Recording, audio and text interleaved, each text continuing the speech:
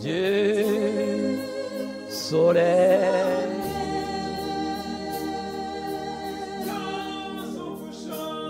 jusqu'à mon couchant.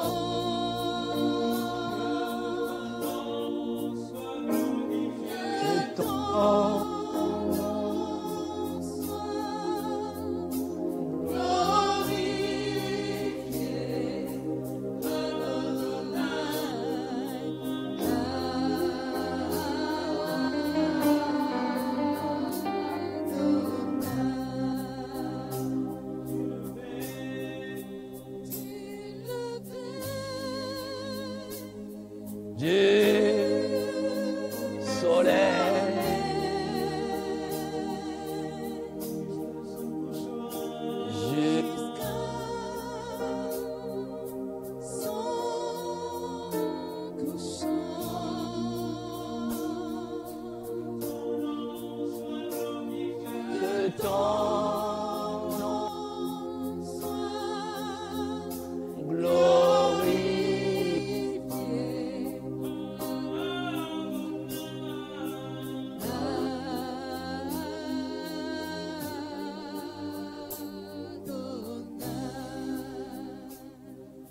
matin, Seigneur, nous l'éclat et le parfum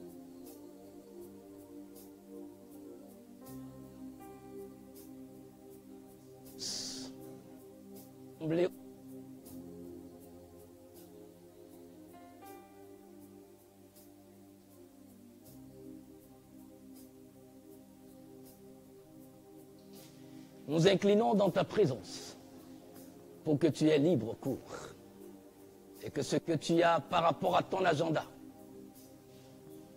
prédestiné d'accomplir dans les vies pour embellir les desseins divins, que tu les réalises. Je nous souhaite la bienvenue dans le beau, précieux et magnifique nom de notre Seigneur Jésus-Christ. À lui revient la gloire, la louange et la célébration d'éternité en éternité. Lui qui ne change pas, qui est toujours le même hier, aujourd'hui et éternellement. Il lui a plu que tu sois compté aussi parmi les vivants aujourd'hui. Et cette grâce-là, tu ne cesseras jamais de la célébrer, tu ne cesseras jamais de la chanter. Et tu la glorifieras, tu l'élèveras cette grâce et tu la chériras dans ton cœur. Car de cette grâce, tu en as besoin dans et dans la vie éternelle. Car cette grâce est une personne. C'est le Christ Jésus lui-même.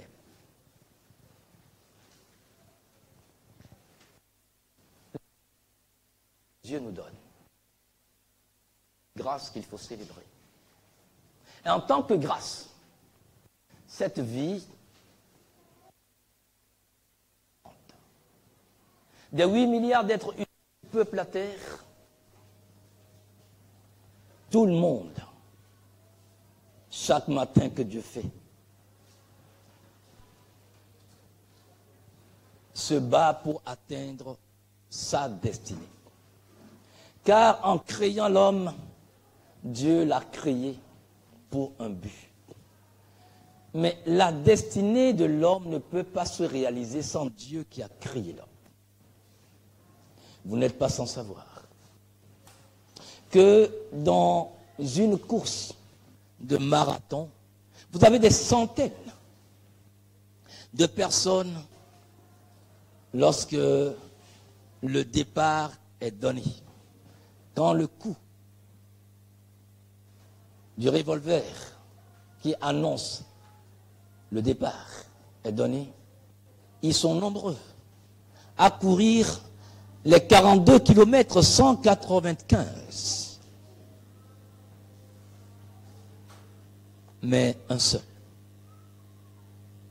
un seul est déclaré vainqueur. Certains font 1 kilomètre et s'arrêtent. D'autres font 10 kilomètres, s'essoufflent. D'autres font même jusqu'à 41 kilomètres. Et certains s'arrêtent. Au 42e kilomètre, alors qu'il leur reste à faire seulement 195 mètres. En plus des 42 qu'ils ont déjà fait. Mais la fatigue, la déception, les muscles qui ne répondent plus, les nerfs qui ne répondent plus, le corps qui ne répond plus, peut-être par manque d'oxygène. Et la personne s'arrête quand il lui reste 195 mètres à faire. Dieu voudrait que je te dise ce matin que ce qu'il a pour toi comme message, c'est que tu es né pour triompher. Tu es né pour triompher. Pourquoi tu es né pour triompher? Parce que ton Dieu dit, par rapport à toi, que les projets qu'il formule à ton égard, il dit, je connais, moi, car je connais les projets que j'ai conçus en votre faveur, déclare l'Éternel. Ce sont des projets de paix et non de malheur, afin de vous assurer un avenir plein d'espérance. C'est Dieu qui dit que tu es son projet à lui. Chaque être humain est un projet de Dieu. Bien plus toi qui es créé, recréé en Christ. Tu es le projet de Dieu, mais ce projet ne peut se réaliser sans toi. Quelqu'un disait, Dieu qui nous a créés sans nous ne peut pas nous sauver, ne peut pas nous aider, ne peut pas nous secourir sans nous. C'est comme si vous essayez de secourir un naufragé qui a décidé dans son âme de mourir de naufrage. Il faut que la personne veuille. Sinon, si tu n'es pas un maître nageur aguerri, tu noieras avec le naufragé. Quand Dieu parle de projet, il parle d'ensemble de situations, d'ensemble d'éléments mis en œuvre en coordination avec les moyens qu'on s'offre pour pouvoir atteindre un but. Dieu continue, c'est-à-dire son projet doit se réaliser même si l'homme essaye d'entraver les voies de Dieu. Dieu a prévu quelque chose, il doit arriver au bout, sinon il ne serait plus alpha et oméga. Et après Abraham, Dieu a suscité une nouvelle génération. Après la sortie d'Égypte. Et dans Deutéronome, il leur a rappelé la loi qu'il leur a donnée depuis Exode. Mais malgré ça, l'homme n'arrivait toujours pas à faire ce que Dieu attend de lui. Est-ce que la loi était mauvaise? Loin de là.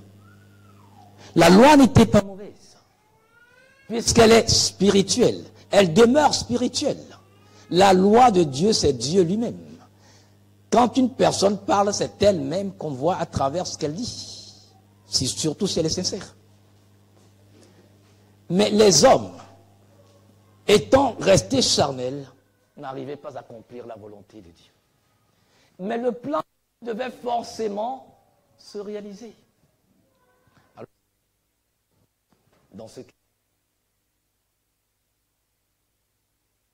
à travers la personne du Christ et Jésus, pour offrir la grâce qui vous permettra de pouvoir accomplir la loi lorsque l'Esprit de Dieu aura place dans vos cœurs. Et nous sommes dans cette période de la grâce. Cette période durera jusqu'à ce que l'Église soit entièrement enlevée. Et c'est après l'enlèvement de l'Église que viendra la dernière dispensation, la dispensation eschatologique, qui parlera des 1000 ans du règne du Seigneur Jésus-Christ, de tout le reste. Ce n'est pas notre sujet. Je voudrais juste, en parlant du projet de Dieu, vous montrer ou nous montrer combien Dieu, malgré le fait que l'homme fait tout pour entraver, fait tout pour faire chuter la côte de joie, de popularité de Dieu, Dieu n'a pas cessé. Quand l'homme passe par ici, Dieu passe par là. Quand l'homme fait ci, Dieu fait ça. Jusqu'à aujourd'hui. Tu comprends combien Dieu s'est battu, se bat pour que sa volonté dans ta vie, son plan, sa destinée pour toi se réalise. Dans Deutéronome chapitre 28, le verset 13, le Seigneur te dit, et l'Éternel te mettra à la tête et non à la queue, et tu seras qu'en haut, et tu ne seras pas en bas. C'est une promesse de Dieu. Dieu qui t'a dit que tu es né pour triompher, qui t'a créé pour triompher, pour sortir victorieux de toute situation, te dit que lui te fait la promesse que tu seras toujours à la tête et jamais en bas. Ce sont des promesses provenant de celui dont le oui est oui et amen.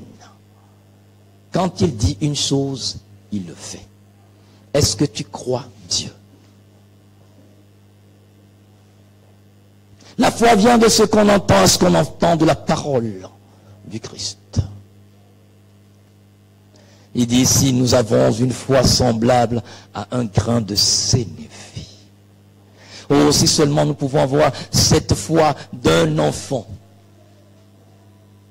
qui n'a pas encore commencé par faire des analyses logiques et que je lui dis, je vais t'acheter un avion. Je crois que cet enfant ne se posera pas de questions, mais quand il se rendra à l'école, il dira à tous ses camarades d'école, papa va m'acheter un avion. Il ne sait pas si papa a les moyens, mais c'est parce que c'est papa qui a dit. Tout. Il dit, si vous n'avez pas une foi semblable à celle des petits enfants, vous n'entrerez pas dans le royaume des cieux. Nous raisonnons trop la parole de Dieu. Un rapport avec les situations, un rapport avec les expériences de la vie, nous raisonnons la parole. Et c'est pour ça qu'elle ne peut pas se réaliser dans nos vies. Seigneur, si c'est toi, ordonne que je vienne vers toi. Seigneur dit, mais sors du bateau, sors de la barque. Et Pierre est sorti là, commencé par marcher sur l'eau. Il dit, mais c'est pas vrai. Est-ce qu'on peut marcher sur l'eau? C'est là qu'il a commencé par s'enfoncer. Seigneur, sauve-moi. Le Seigneur a avancé sa main, il a sauvé. Mais pour que cette promesse se réalise, voici les conditions. Si tu écoutes les commandements de l'Éternel, ton Dieu, que je te commande aujourd'hui pour les garder et pour les pratiquer. Dieu n'a aucun problème par rapport à sa parole, par rapport à ses promesses. Dieu ne ment pas, il est la vérité. Le seul problème que Dieu a avec nous en tant que des créatures à son image et à sa ressemblance, c'est notre manque de foi, c'est le fait que nous n'arrivions jamais à le prendre au mot, comme un petit enfant l'aurait fait. Et c'est ce qui fait qu'aujourd'hui, on se pose la question, pourquoi les miracles qui s'étaient produits au temps des apôtres ne se produisent plus aujourd'hui? Les apôtres, il est dit à leur temps qu'ils étaient un seul homme et un seul cœur. Leur cœur était uni à celui du Christ. Et ils croyaient, ils faisaient, c'est tout. Notre problème aujourd'hui, c'est qu'il nous manque de la foi. Je voudrais que tu comprennes que tu es un héros, un vainqueur qui est né. C'est-à-dire, tu as en toi le génome de la victoire, le génome, sinon l'ADN du triomphe. Je vais peut-être nous rappeler les cours de SVT en 3e jusqu'en terminale à l'université. Et nous savons que lors de l'éjaculation, l'homme libère entre 300 et 400 millions de spermatozoïdes dans le sein de la femme. Et je dis, en y réfléchissant, toi qui me dis que tu es fatigué, toi qui me dis que tu n'en peux plus, et que oui, Dieu a dit que je suis né vainqueur, triomphante, mais je ne vois rien de ça dans ma vie. Mais avant même que tu ne sois une masse informe, tu as combattu avec 300 millions ou 400 millions de personnes. Tu as couru. Oui, mais écoutez, lorsqu'il y a cette réalité du rapport entre un homme et son épouse, et il y a de l'éjaculation, pour la fécondation, dès que le top départ est donné, il y a minimum 300 millions de spermatozoïdes qui évoluent tous vers l'ovule. Et comment toi tu as pu courir pour aller percer la membrane de l'ovule? Et dès que toi tu es rentré, tu as sécrété ta substance et puis les autres ne peuvent plus rentrer. Et au bout de 9 mois, c'est cette belle créature qui est assise devant moi et qui me regarde. Et que tu me dises aujourd'hui que tu es fatigué. Comment tu peux être fatigué? Quand bien avant même que tu ne sois une masse raisonnable, une masse dans le sein de ta mère, tu savais combattre déjà, tu savais courir déjà. C'est pour cela qu'il te dit dans ta parole qu'il donne de la force à celui qui est fatigué et qu'il augmente la vigueur de celui qui est à bout de ressources. Et que même si les adolescents se fatiguent et se lassent et que les jeunes hommes trébuchent bel et bien, que ceux qui espèrent en lui renouvellent leur force, prenant leur envol comme l'aigle, courant sans se lasser, marchant sans se fatiguer. Tu es né pour triompher de toute situation. Je voudrais que tu gardes ça pour le restant de ta vie. Et que face à toute situation, à chaque épreuve, tu te rappelles que ton héroïsme ne date pas d'hier. Cet héroïsme se trouvait dans le sein ou dans les reins de ton père. Mais ton père ne pouvait pas savoir des 300 voire 400 millions de spermatozoïdes, la personne qui sortira et qui est toi. Et je dis, mon peuple périt, faute de connaissance.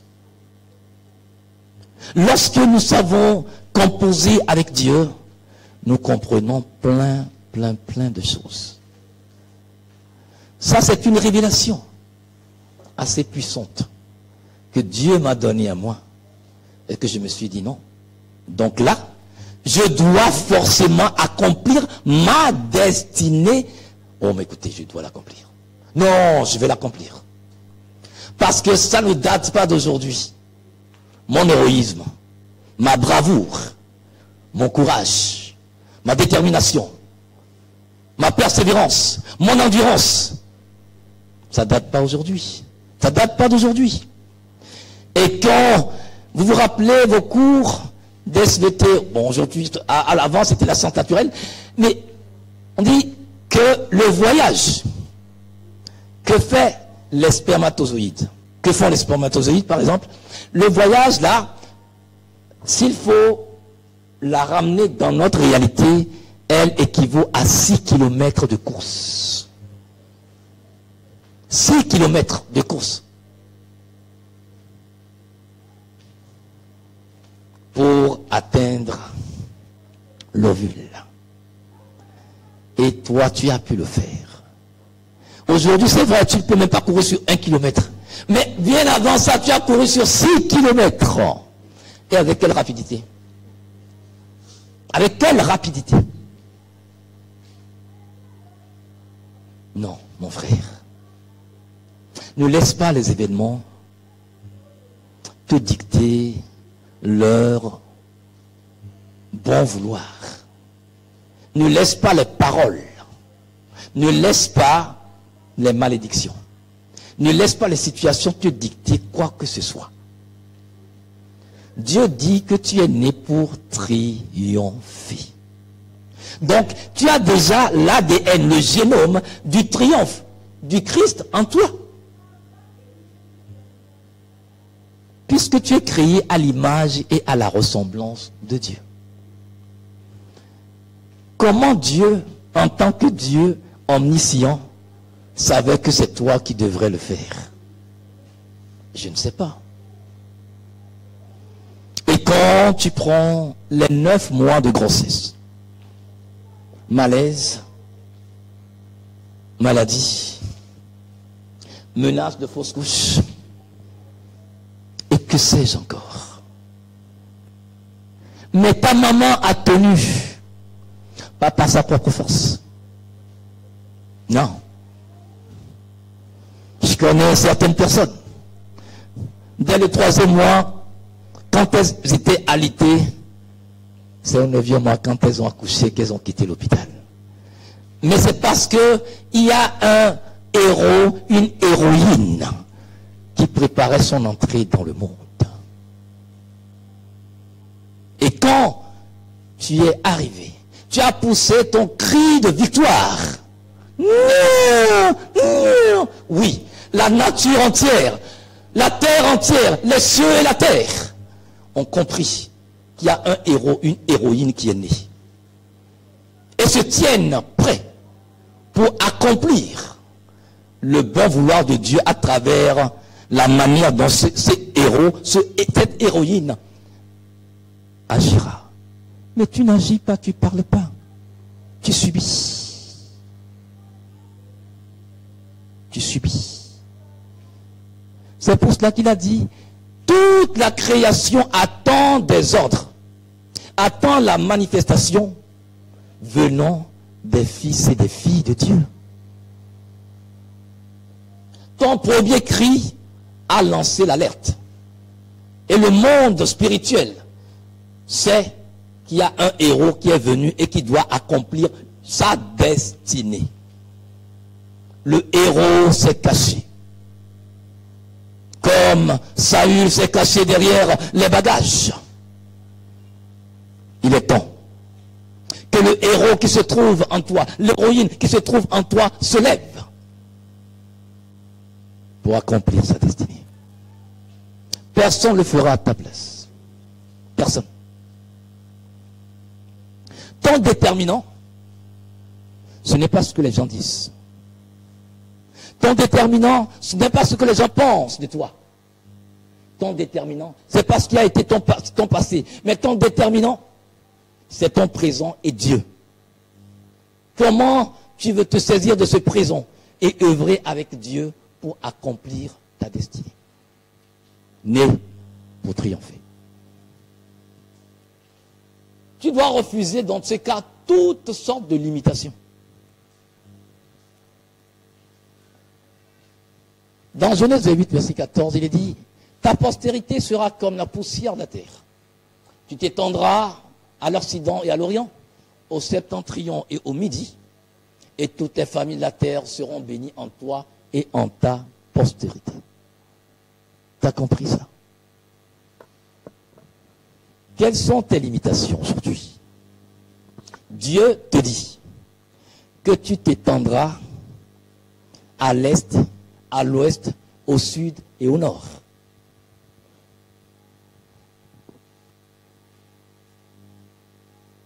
En réalité, est-ce que tu n'es pas à l'étroit dans ce que tu fais aujourd'hui? Pourquoi tu marques les pas? Dieu a-t-il menti? Dieu ne ment pas. Il est la vérité. C'est ta peur. C'est ton doute. Ce sont tes inquiétudes. Ce sont tes procrastinations, le fait de remettre à demain ce que tu dois faire aujourd'hui, qui rendent cette promesse non encore active. Sinon, Dieu l'a déjà activée lorsqu'il l'a prononcée. C'est comme une puce de portable que tu reçois. La puce, elle est activée par l'opérateur mobile. Mais si tu ne la mets pas dans ton portable, avec la puce seule, tu ne peux pas passer un appel. Active ta puce. Active ta puce de la foi, mon frère, ma sœur. Oh, la foi vient de ce qu'on entend. Et ce qu'on entend de la parole de Christ. Il dit que ta postérité possédera le pays. Est-ce que tu possèdes là où tu es? Quelles sont les forces qui te menacent? Et qu'est-ce que tu fais par rapport à ces forces qui te menacent? Quelles sont les personnes qui te menacent, qui menacent tes intérêts? Et qu'est-ce que tu fais par rapport à ces menaces? Tu subis? Ah, comme Dieu le veut, bon, qu'il en soit selon sa volonté. Mais sa volonté, c'est que tu triomphes. Tu as l'arme pour le triomphe. Tu as les ingrédients pour faire ta source de la foi dans les situations où tu es actuellement. Le tout est dans la manière dont tu composes avec Dieu et la manière dont tu agences les ingrédients pour arriver à honorer la parole de Dieu à ton endroit. La parole n'est pas caduque. Non. Ce sont les situations qui te font peur.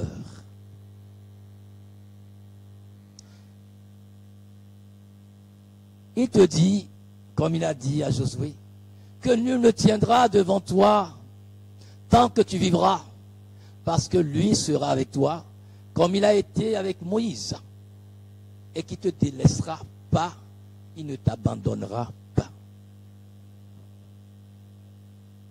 Donc, même dans les pires situations,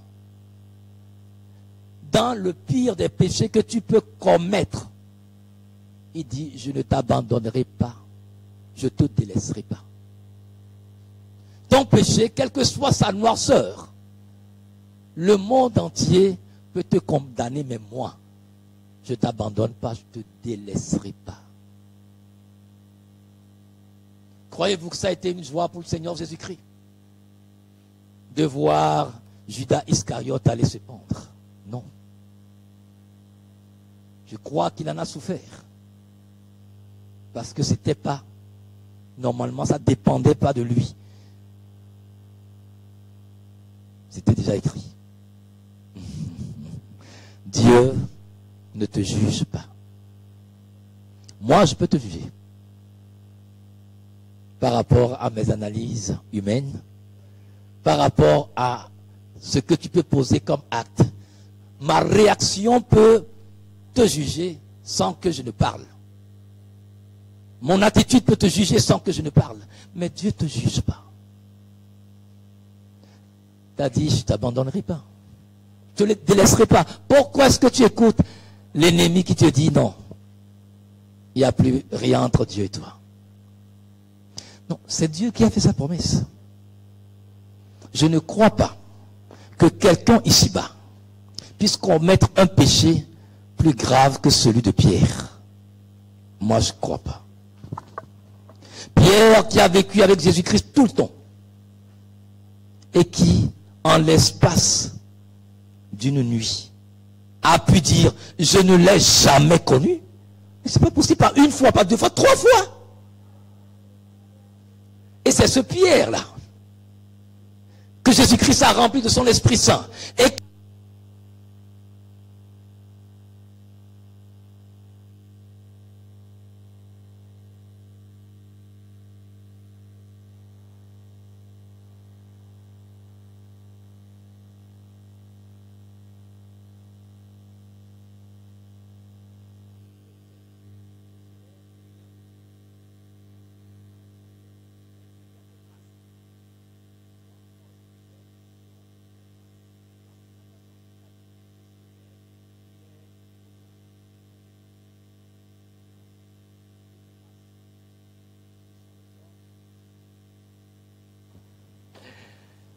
je voudrais que tu fasses tomber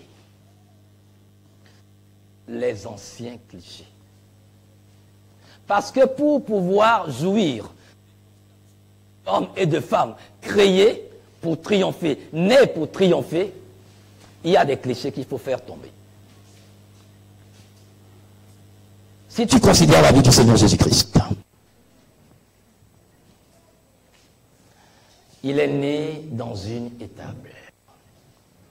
Ça veut dire que Marie et Joseph étaient vraiment pauvres. Hein? Parce que même si la Bible dit que les hôtels étaient pleins, ils s'offraient un bon hôtel quelque part. Mais Jésus-Christ est né dans une étable. Mais cela ne l'a pas empêché de réaliser sa destinée.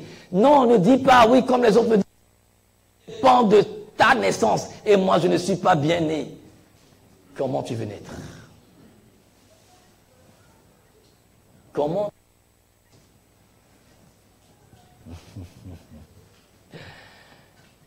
Quand tu prends la vie de Moïse. Moïse est né d'esclave, en terre d'esclavage. Et pourtant, ça ne l'a pas empêché en œuvrant avec Dieu sa destinée. Les circonstances ne peuvent pas t'empêcher de réaliser ta destinée. La famille de ton père, de ta mère, de laquelle tu es sorti, ne peut pas t'empêcher. Oh oui, ta famille n'est jamais sortie un médecin. De ta famille n'est jamais sorti un journaliste. Il n'est jamais sorti une personne riche. Oui, mais pour les autres. Pour les autres. Parce qu'ils ne connaissent pas la promesse.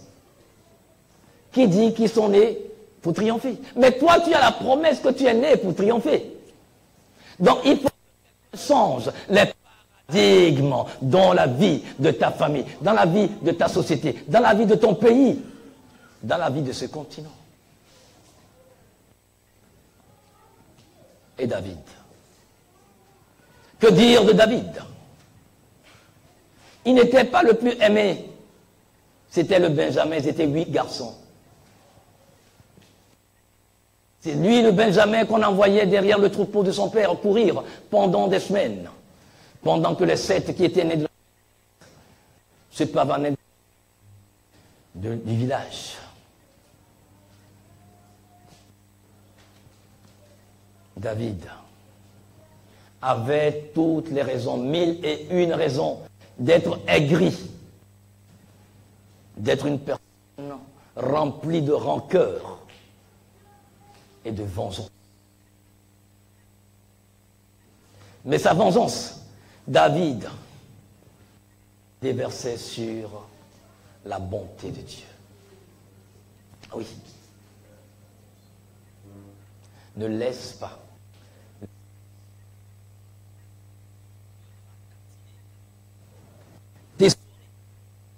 qu'il n'y ait plus de jus en toi pour donner aux gens par tes propos.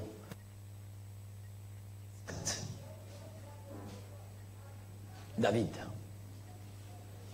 Oh oui. Il avait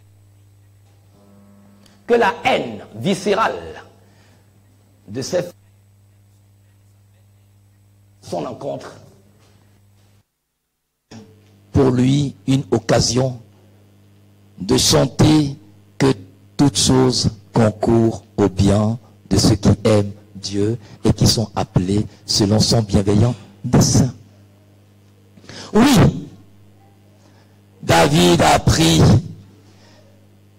à donner de l'amour qu'il n'avait pas reçu aux animaux, au point où il se mesurait au loup, au lion, en exposant sa vie. Dieu s'est dit, mais tiens, jeune homme, si tu peux faire ça pour des animaux qui n'ont pas d'esprit, combien plus forte raison si je te mets à la tête d'Israël, tu prendras soin de ce peuple et ramèneras le cœur de ce peuple à moi.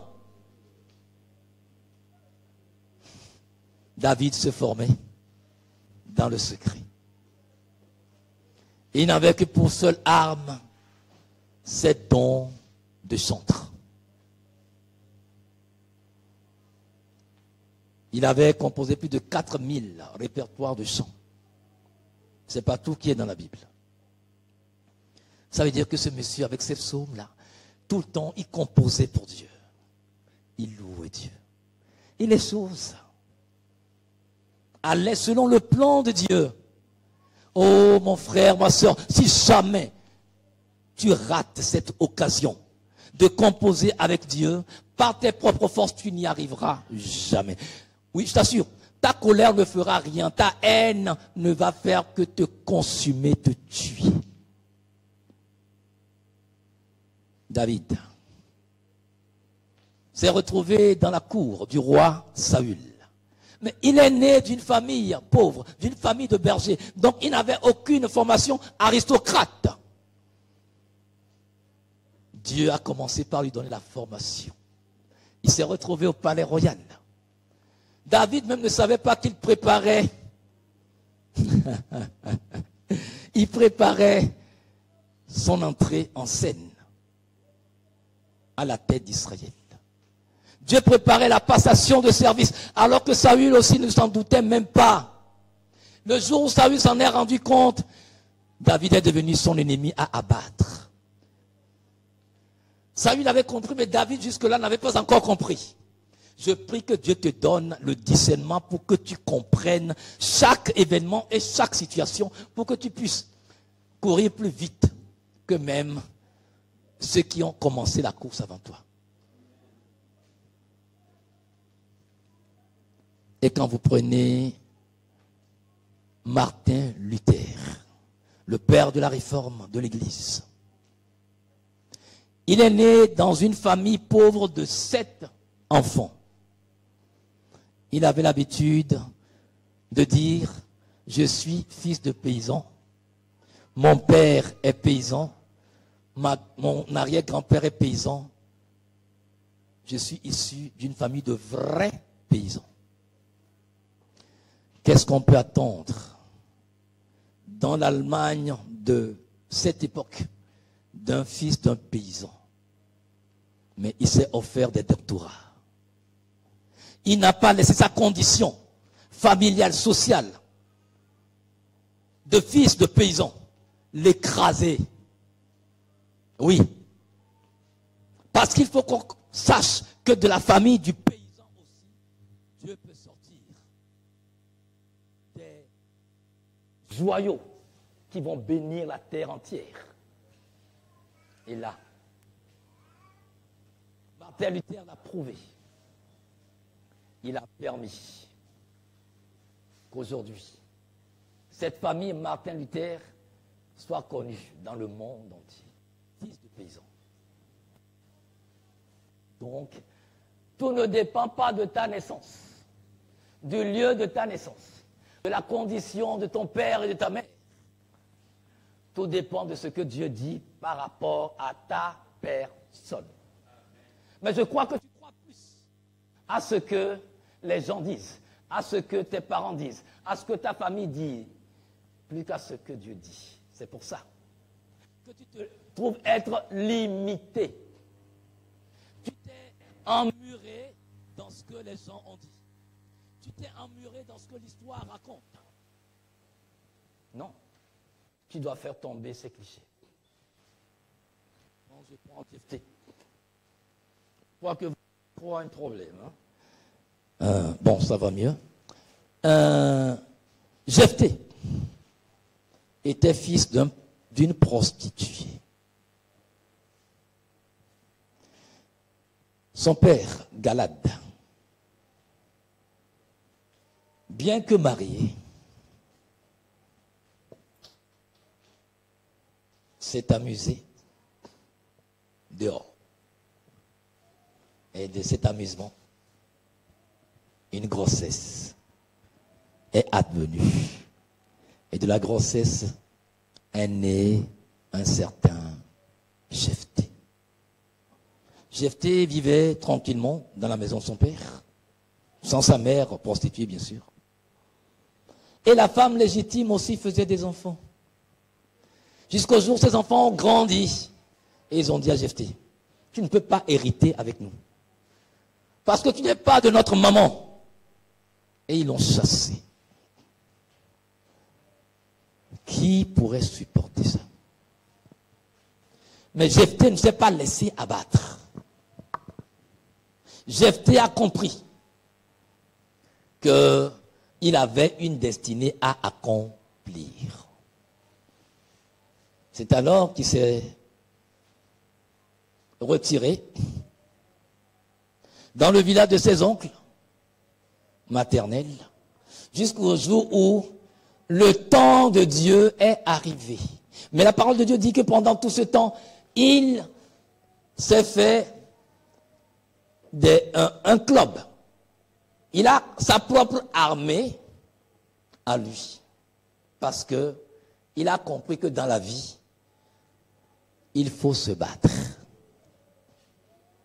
Tu fais le mollusque, on t'écrase. C'est le monde dans lequel on est. Donc, il a compris. Et quand Israël avait des problèmes, quand les fils d'Amon décidèrent de venir contre les Israélites, ils ont regardé parmi eux, il n'y avait aucun qui pourrait faire face à l'armée des Ammonites. Et quelqu'un s'est dit, mais allez appeler Jephthé. Le moment est venu. Jephthé, ils sont allés le voir, il dit, mais vous m'avez chassé. Même quand je partais, vous les anciens du village aussi, vous pourriez quand même défendre ma cause. Personne ne l'a fait. Maintenant que vous avez des problèmes, pourquoi venez-vous vers moi? Il dit, oui, nous venons vers toi pour que tu sois notre chef. Jephthé dit, d'accord. Si l'Éternel livre les Ammonites dans les mains d'Israël à travers ma personne, je serai votre chef.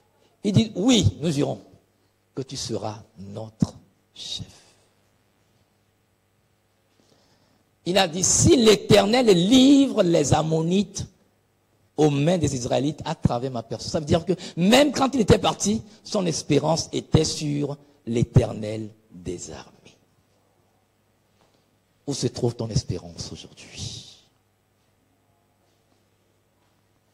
Pendant que tout s'emboule autour de toi, pendant que tu es acculé de tous les côtés, tu es critiqué par tous, tu es la bête à abattre.